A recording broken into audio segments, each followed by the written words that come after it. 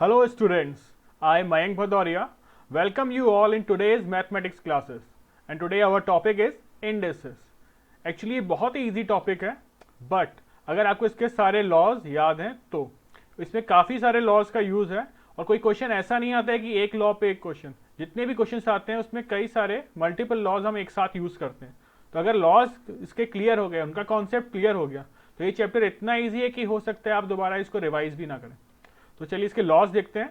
So let's get started. So here are some laws of exponents. मैंने ये सारे laws लिख के रखे हुए हैं, तो मैं एक एक करके एग्जाम्पल के साथ ये सारे लॉज आपको क्लियर करता जाऊंगा, ठीक है। तो first law is a to the power m into a to the power n equal to a to the power m plus n।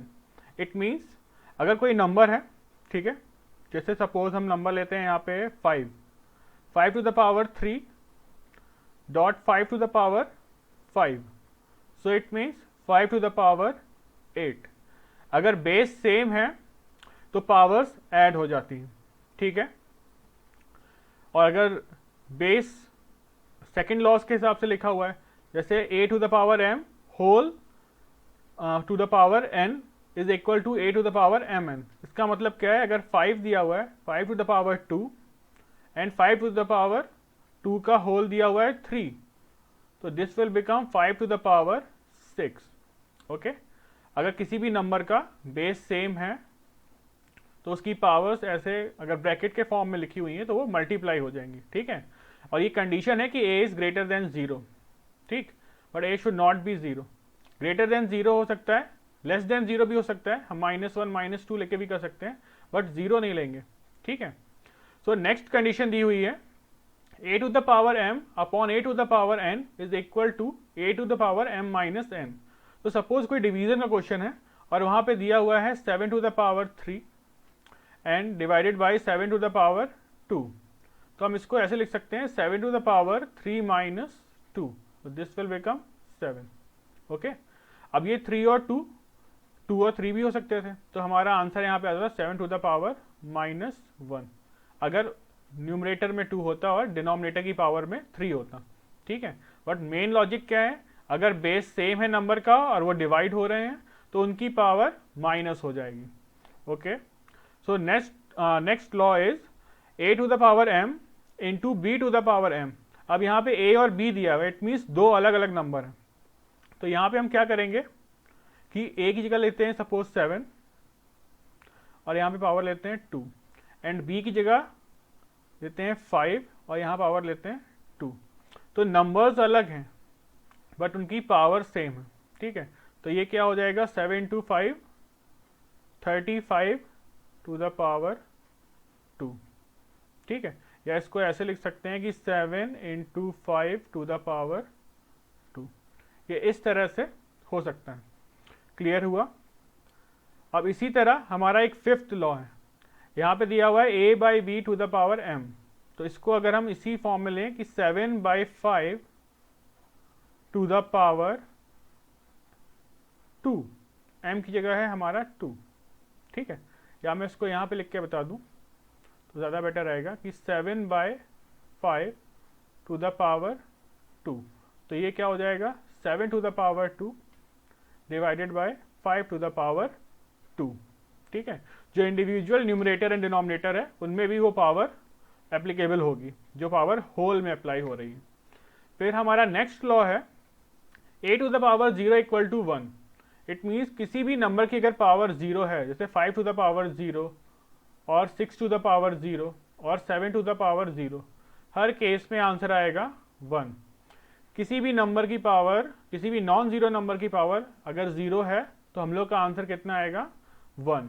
Okay, now seventh rule, a to the power minus n is equal to 1 upon a to the power n। It means अगर कोई भी number दिया हुआ है, जैसे दिया हुआ है 5 टू द पावर माइनस 2, तो this will become 1 upon 5 to the power 2। मतलब अगर पावर नेगेटिव है तो वो 1 अपॉन में चला जाएगा, ठीक है। अब यहाँ पे नेक्स्ट कंडीशन हमारी दी हुई है a to the power n is equal to b to the power n, then a is equal to b। तो ये कंडीशंस आएंगी, जैसे सपोज तुम्हारे पास गिवन है यहाँ पे x टू द पावर 5, ठीक है, और यहाँ पे दे दिया गया y टू द पावर 5। तो अगर पावर सेम है तो हमारे पास कंडीशन क्या आ जाएगी, x is equal to y. ठीक है, अगर ऐसा है पावर सेम है तो हमारा ये जो बेस है वो भी इक्वल हो जाएगा। ठीक, और अगर नाइन्थ कंडीशन में देखें तो इसका जस्ट उल्टा दिया हुआ है कि अगर बेस सेम है तो पावर इक्वल हो जाएंगी। अगर ऐसे दिया गया है कि 3 to the power x is equal to 3 to the power y, suppose ऐसे दिया हुआ है, इस कंडीशन में हो जाएगा x is equal to y। ठीक है, 8th और 9th प्रॉब्लम जो है वो तो स्पेसिफिक क्वेश्चंस में ही होंगी, बट 1 से लेके 7 तक जो भी रूल दिए हुए हैं ये सारे रूल एक साथ किसी क्वेश्चन में यूज हो सकते हैं। ठीक है, तो इसी टाइप के क्वेश्चन आते भी हैं। तो आई होप ये सारे लॉज आपको क्लियर हो गए होंगे। तो अभी एक एग्जांपल देखते हैं इसका। यहाँ पे मैंने 2 क्वेश्चन लिए हैं, एक एक करके देखते हैं। ठीक है, in first question it is written as 2a to the power -3 b square whole to the power 3। ठीक है, तो मैंने रूल के अकॉर्डिंग क्या बताया था कि अगर ब्रैकेट के बाहर ये पावर लिखी है तो ये अंदर जाके जो भी पावर्स हैं उसमें मल्टीप्लाई हो जाती है। तो 2 to the power 3 a to the power -3 into 3 and b to the power 2 into 3. Okay, so this will become 8, a to the power 9 and b to the power 6. इसको ऐसे भी लिख सकते हैं कि 8 b6 अपॉन a 9। ओके, अब दूसरा question है a to the power -1 plus b to the power -1 upon a b whole power -1। तो जब ब्रैकेट के बाहर है तो यानी अंदर मल्टीप्लाई होगा, तो this we can write as a to the power -1 plus b to the power -1 upon a to the power -1 into b to the power -1। ठीक है, अब फ्रैक्शन के केस में जो डिनोमिनेटर में होता है वो इंडिविजुअली नंबर के नीचे भी हम लिख सकते हैं। इसको ऐसे भी लिख सकते हैं a to the power -1 b to the power -1 plus b to the power -1 upon a to the power -1 and b to the power -1। ठीक है, अब a टू द पावर -1 है a टू द पावर -1 ये cancel. अगर इसमें law भी लगाएं तो बेस सेम है, यानी ये जाके ऊपर माइनस हो जाएगा। तो a to the power -1 minus -1, so this will become a to the power -1 plus 1, so this is a to the power 0, so 1। इसको ऐसे भी सॉल्व कर सकते हैं, या जो हम नॉर्मल फ्रैक्शन में रूल है कि अगर डिनोमिनेटर और न्यूमरेटर में सेम नंबर है तो कट हो जाता है, कैंसिल हो जाता है और हमें 1 मिलता है, तो हम वो भी अप्लाई कर सकते हैं। ये तुम्हारी चॉइस है, दोनों केस पे नंबर मिलेंगे। अब यहाँ पे b टू द पावर -1 दिया हुआ है। ठीक है, अब b टू द पावर -1 पे जब जाते हैं तो इसको कैंसिल करेंगे, b to the power -1 b to the power -1, तो यहाँ पे होगा a टू द पावर -1। इस लॉजिक से हम b -1 को भी कैंसिल कर सकते हैं। ठीक है, तो हमारे पास क्या बचा, 1 upon b -1 plus 1 upon a -1। और जो चीज़ नीचे होती है -1 जहाँ पावर होती है तो हम उसको रेसिप्रोकल में लिख सकते हैं। तो we can write it as 1 upon 1 by b plus 1 upon 1 by a, तो this will become a plus b, final answer. Okay, तो आई होप ये दोनों एग्जाम्पल जो मैंने दिए हैं वो आपको क्लियर हो गए होंगे। तो अभी थोड़ा नेक्स्ट लेवल का क्वेश्चन देखते हैं। So here question says 4 into 10 to the power 7 into 6 into 10 to the power -5 upon 8 into 10 to the power 10। ठीक है, तो जो न्यूमरेटर में 10 है, बेस सेम है, तो हम उनको एक साथ लिख सकते हैं। तो we can write it as 4 into 6 into 10 to the power 7 into 10 to the power -5। पहले तो ऐसे लिख दिया। ठीक है, नाउ क्योंकि देखो ये ब्रैकेट में जो लिखे हुए हैं इसका मतलब भी यहाँ पे मल्टीप्लाई होता है। ठीक है, तो हम लोग इस तरह से इसको थोड़ा सा अलग अलग करके एक्सप्लिट करके लिख लिया है। Now 8 into 10 to the power 10. Now we can write it as 4 into 6 into 10 to the power. अब मैंने क्या कहा था, अगर मल्टीप्लाई हो रहा है तो पावर ऐड हो जाती है, तो 7 plus minus 5 and this will become 8 into 10 to the power 10. So next step 4 into 6. हम लोग मल्टीप्लाई नहीं कर रहे हैं क्योंकि उसकी ज़रूरत नहीं है. हमारा आंसर जो आएगा, अभी नीचे 8 है तो कैंसिल हो ही जाना है, ठीक है. तो 7 minus 5, so this will become 10 to the power 2 upon 8. अब हम यहाँ पे डिवाइड करेंगे तो 4 2 टाइम्स कितना होता है 8 एंड 2 3 6, और नीचे जो यहाँ पे था हमारा 10 टू द पावर 10, तो पावर ऊपर जाके माइनस हो जाती है, तो this will become 3 into 10 to the power 2 minus 10. So 10 minus 2 8 होता है और 2 minus 10 minus 8. So final answer is 3 into 10 to the power minus 8. So this is our final answer. Okay.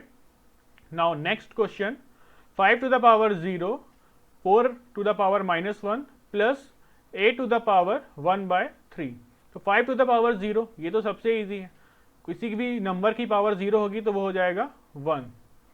We can write it as 1/4.